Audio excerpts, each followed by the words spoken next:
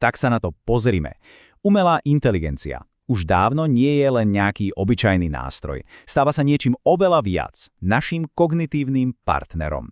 A presne o tomto si dnes povieme, čo táto, povedzme si úprimne, dosť prekvapivá zmena znamená a ako môže úplne pretvoriť budúcnosť práce. Poďme rovno na vec. Ako vlastne vnímame AI? No, väčšina z nás ju asi používa na také tie bežné veci, že? Napísať e-mail, zhrnúť nejaký dlhý dokument alebo vygenerovať obrázok.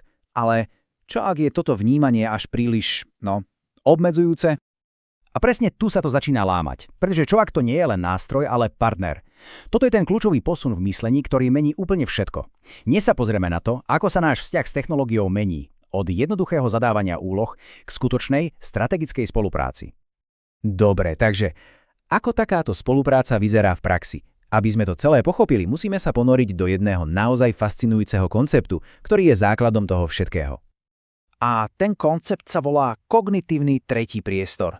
Znie to možno zložito, ale predstavte si to ako nejaké spoločné kreatívne ihrisko. Viete, nie je to o tom, že človek niečo prikáže a aj to slepo vykoná. Vôbec nie. Je to spoločný priestor, kde sa ľudská a umelá inteligencia stretnú a spolu vytvoria niečo úplne nové. Niečo, čo by ani jedna strana sama o sebe nikdy nedokázala. A táto analógia to vystihuje úplne dokonale. Viete, ani človek, ani AI nie sú stredobodom. Obaja vlastne obiehajú okolo nejakého spoločného ťažiska. Presne ako dve hviezdy. To znamená, že tu už nejde o nejaký systém príkazov a kontroly. Je to skôr taký dynamický tanec, kde obe strany prispievajú a spolu vytvárajú niečo spoločné a vyvážené. A tu ten rozdiel vidíme úplne jasne. Na jednej strane máme ten starý spôsob, človek prikáže, AI vykoná, jednosmerka. Očakávame nejaký predvídateľný výsledok. Ale na tej druhej strane je to úplne iné. Je to spoluvytváranie, obojsmerný tok, kde cieľom nie je len dokončiť úlohu, ale objaviť niečo úplne nové, nečakané, niečo inovatívne. OK, takže teória znie naozaj sľubne. Ale aká je vlastne realita? Ako to vyzerá v skutočnom svete, na pracoviskách? No, poďme sa pozrieť na pár tvrdých dát. 72%. To je naozaj obrovské číslo. Až takmer 3/4 profesionálov dnes pravidelne používajú generatívnu AI.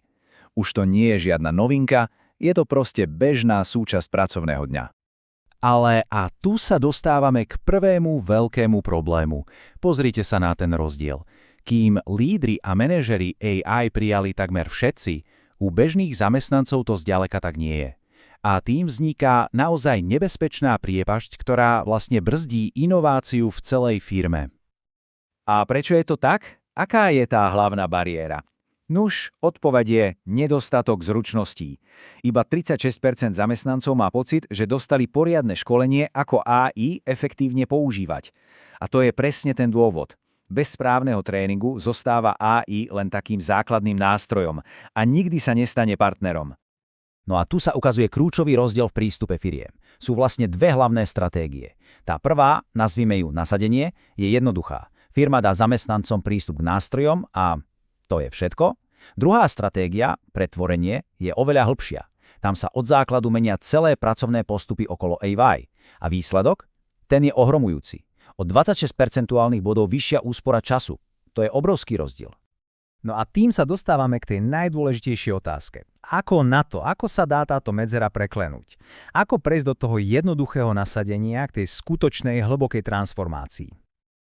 Všetko sa tu začína zmenou v hlave, zmenou spôsobu, akým s AI komunikujeme.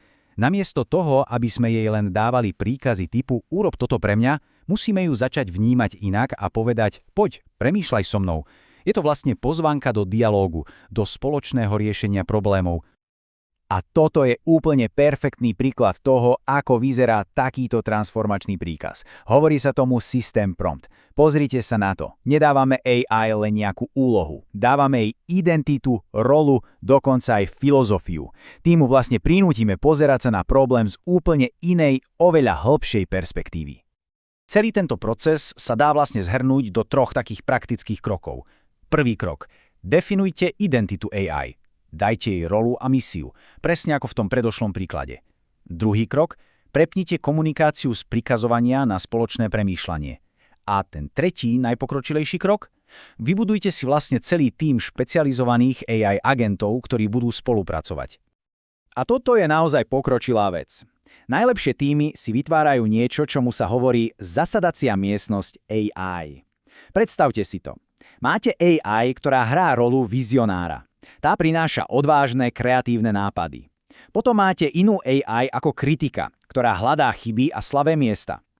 A uprostred toho všetkého je človek ako integrátor, ktorý to celé moderuje a smeruje k praktickému výsledku. Výsledok? To, čomu zdroje hovoria funkčná mágia. Dobre, tak si to zhrňme. Čo to teda všetko znamená pre budúcnosť práce? Preto, ako budeme spolupracovať s technológiami.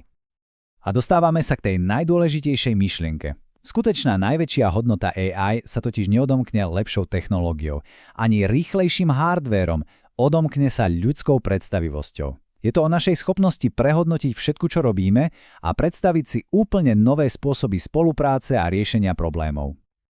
A presne to nás privádza k záverečnej myšlienke. Potenciál umelej inteligencie vlastne nie je limitovaný jej kódom, je limitovaný len hranicami našej vlastnej predstavivosti. Otázka teda znie, akého partnera si v nej dokážeme predstaviť.